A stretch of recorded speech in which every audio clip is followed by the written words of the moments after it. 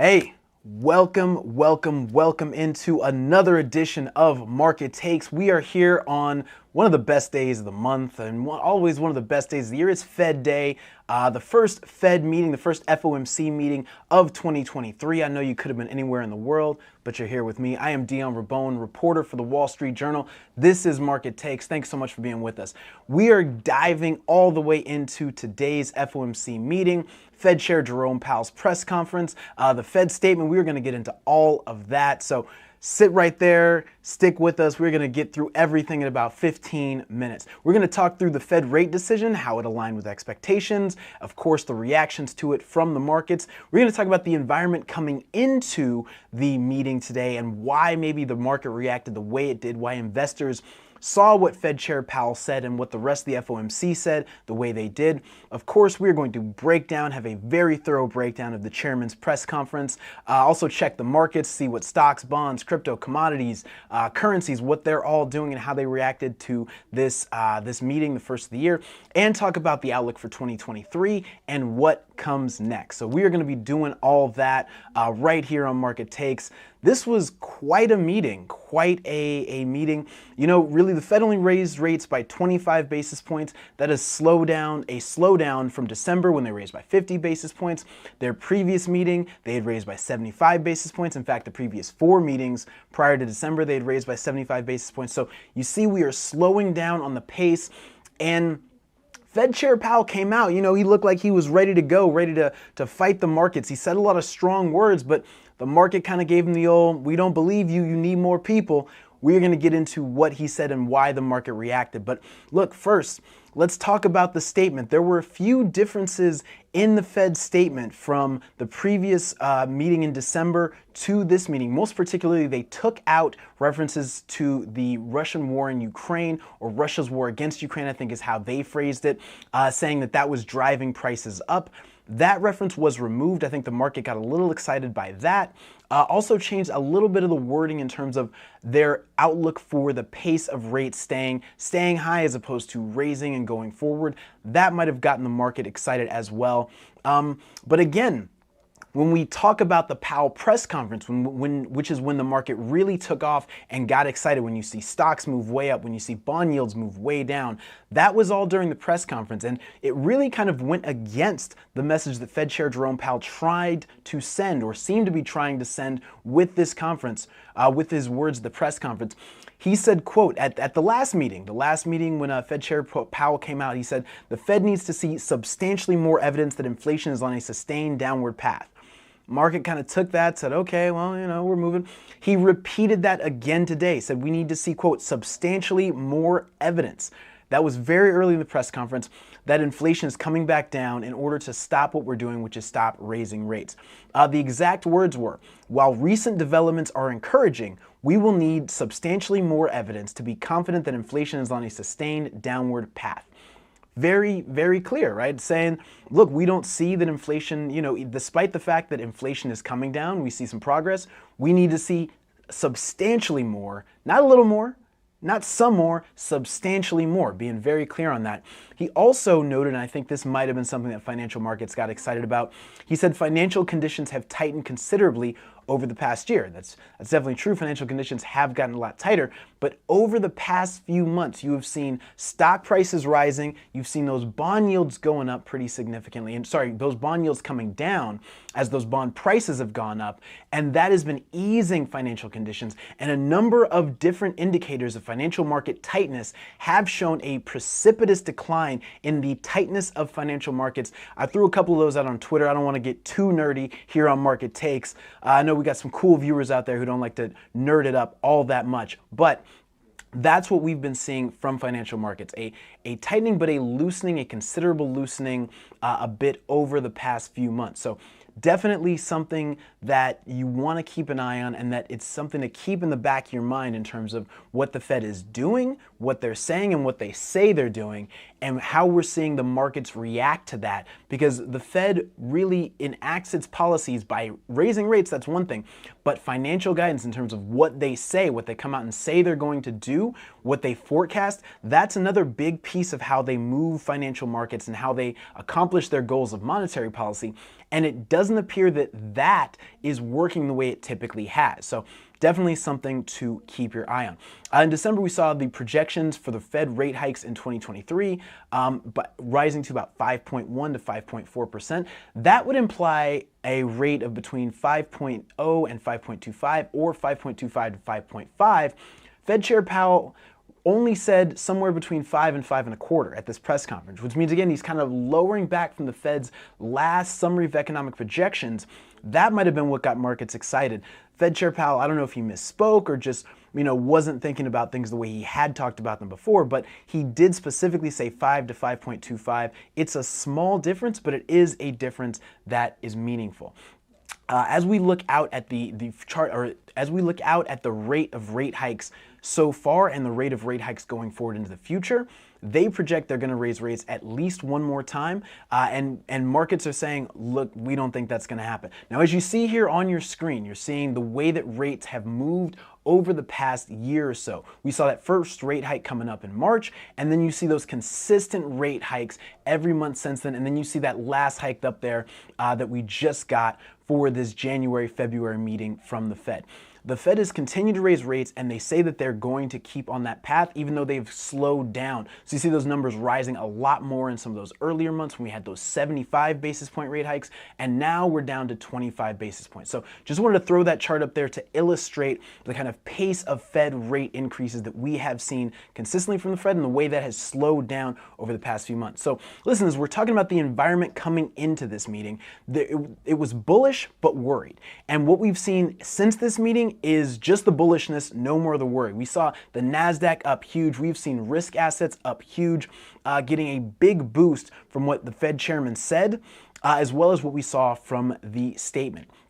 Now, some things to keep in mind on the data front as we're talking about the environment. The JOLTS report, the job openings and layover turnover, the job openings and layoffs survey, labor turnover survey, job openings and labor turnover survey. That showed 11 million job openings in December, showing that the demand for labor is not slowing down. The Federal Reserve has pointed to that specifically as a big measure and something they need to see come down. Well, it went up. It did exactly the opposite of what they've said they want to do.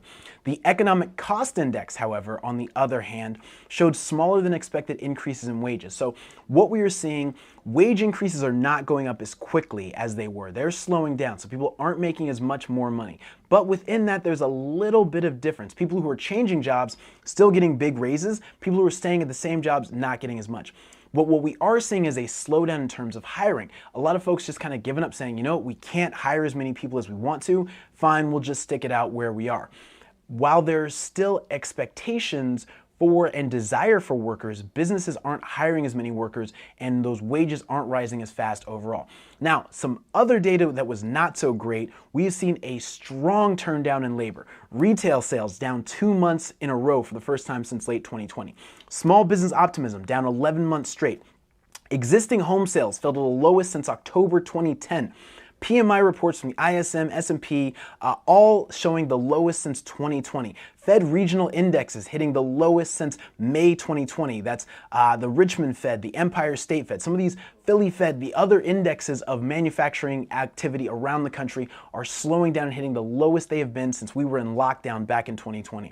Latest NABE business conditions report, wages rose in a majority of respondents' firms in the last 3 months, and more firms added workers than reduced headcount, but far more firms than the past 3 years reported falling profit margins. All those things tell you businesses are having a hard time, businesses are struggling. However, the big piece of this, inflation has continued to decline. So I want to first throw up a chart here showing the CPI Consumer Price Index. Now, as you see on your screen there, you saw inflation kind of starting to pick up there in 2020, and then you see that big pickup going into 2022. But in the back half, you see that sustained decline. And I want to throw that up just to illustrate the increases and then decreases in inflation, or the disinflation that Fed Fed Chair Powell talked about that we have seen since June. It peaked up in June at 9%, and we have seen consistent disinflation, not deflation, but disinflation, costs increases coming down or rising at a slower pace. Want to also throw up here the PPI, Producer Price Index. That's how much businesses have been paying for the materials that they get and the increase that they've seen since 2020. So again, you see the same thing, but those prices are coming down even faster and those price increases are even lower on the PPI. So there is an expectation that, as we see illustrated here in the CPI and in the PPI, that we see the prices that businesses are paying, the prices that consumers are paying, those are all coming down. There is an expectation that the Fed is going to be able to stop what it's doing, stop raising rates, which chokes off economic growth, and that's going to push the stock market higher, and traders are trying to get out in front of that. So let's talk really quickly. I just want to jump right now into the market reaction, because the market reaction that we saw was very unexpected, at least was unexpected by me from what I heard from the chairman. And what we really saw across the board was an increase in risk assets, a flight to risk, and big pickups in some of the most risky areas of the market. So what I'm talking about is the NASDAQ up 2%. It was up as much as 2.5% during the speech by Fed Chair Powell. The S&P up just 1%. We know NASDAQ is the home of those risky stocks, those high-flying tech stocks that have taken a lot of risk. You also saw, when you look over at crypto, Bitcoin up 3%, Ethereum up 4%, Litecoin up 5%. As you move out the risk scale on even some of these cryptocurrencies, you're seeing a bigger response and a higher increase in some of those assets. When we look out at the bond market, which I like to call the real market, we saw just a really falling off a cliff of some of these bond yields across the board. You see right now the 30-year bond is down by about 10 basis points. The 10-year note, which is the most traded, down by about 11 basis points. Even going down to the 2-year note, which is the most sensitive to Fed rate hikes, that's down 16 basis points from where it was to start the day. That tells you that investors think the Fed is going to slow down, they're going to stop raising rates, and maybe even reverse course, turn around, start cutting rates. That's what we're seeing in the market across the board. And when you look out at the dollar, the US dollar versus other currencies, the dollar is moving downward at a sustained pace. The euro is up over 1% against the dollar today. The US dollar index down by about 1%. And it really has been on a significant downward path since about November. We were up in terms of the dollar index at about 110. We're down all the way near about 100 right now, 101.15 as we speak right now on the dollar index. So that tells you about what folks are expecting. They're expecting the Fed to slow down, stop, maybe even turn to rate cuts, as we talked about in the Fed Fund Futures video that we've got up here on my YouTube channel. So check that out if you've got the time, if you have a minute. We talked about what that was and why it's happening, why investors really don't believe the Fed. Another thing to really keep your eye on, I talked about this, we did another project here at the Wall Street Journal about super core inflation. Fed Chair Jerome Powell has talked about core services minus housing. That's been a big focus of theirs, because as the pace of overall inflation has just come down, it's hard for them to justify, well, we got to keep raising rates. Fed Chair Powell pointed to core services excluding housing. Basically, that's the supercore. Supercore is a much cooler name, much funner to say than core services excluding housing. We explain what that is. We're going to link to that in the description of the video when that's out here as soon as we finish right here on Market Takes. So check that out as well. Listen, as we move on to the outlook for 2023, the Fed so far is still sticking with its target of 5.1 to 5.4%, which is in the summary of economic projections. But Fed Chair Powell today said 5 to 5.25. That's a little bit lower. Got the market thinking, okay, maybe the Fed is ready to accept that the job is done and it can, wash its hands of all these rate hikes, doesn't need to continue putting pressure on the economy, and that's going to help bring down the price of mortgage rates. It's going to help bring down small business loans, going to help bring down credit card interest rates. That could get people spending again. That could be good for the economy. Got markets bullish as we look out there. The market reaction tells us that investors are watching the Fed's deeds and not its words. Remember, we were at 75 basis points just a few months ago. The Fed was raising 75 basis points. Then they slowed it down to 50. Now they've slowed it down to 25, and the market is saying, we think you're almost done. We don't care what you say. And your conviction in this press conference was not enough for us to revert on our expectations and the bets that we've made. That's what you're seeing. Also, one thing to watch out for, our very own Nick Timros here at the Wall Street Journal reported, and we know he's the Fed whisperer. When the Fed talks, they talk to Nick Timros, and he talks to y'all. He's saying that there are some differing opinions showing up on the FOMC, the board that makes the decisions about rate hikes or rate cuts. And that some of the new Fed members, if you look at the latest Fed statement, you see some new names out there. Esther George, longtime hawk, gone, out of there. You're seeing some new names and some folks who are much more dovish, as in much more worried about the economy, thinking that we need to keep rates low than they are worried about inflation. And that could be another reason why we start to see less rate hikes, less the Fed stomping on the brake and slowing their roll and doing less, and more room for the economy to grow, more room for stocks to really take off. And that's why I think you're seeing these big moves in the stock market. Now, that could reverse course. It would not surprise me to see reversal of this, as some folks go back and they look at what the chairman said and they say, oh no, he's not going to do that. But we shall see. For right now, risk is all the rage, and that's what's going on. Listen, what comes next? Because we're always looking forward, never looking backwards, even though we got backward-looking data. The Challenger job cuts report.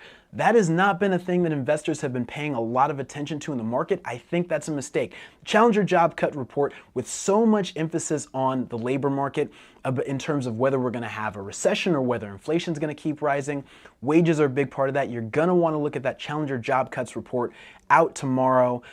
Check that out for sure. Of course, then we've got the jobs report. That's the big one. We had the ADP jobs increase or jobs estimate today.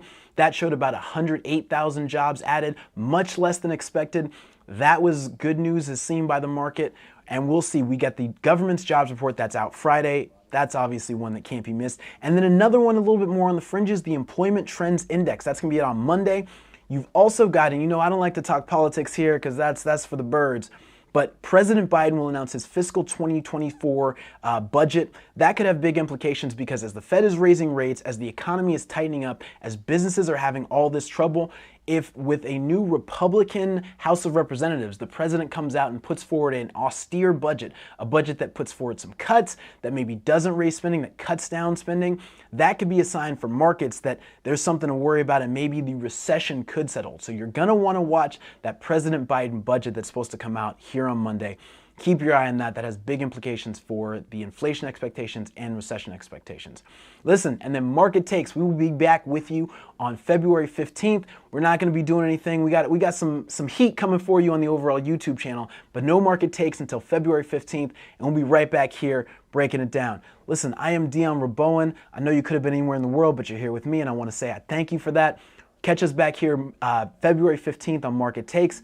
That's going to do it. I hope to see you then.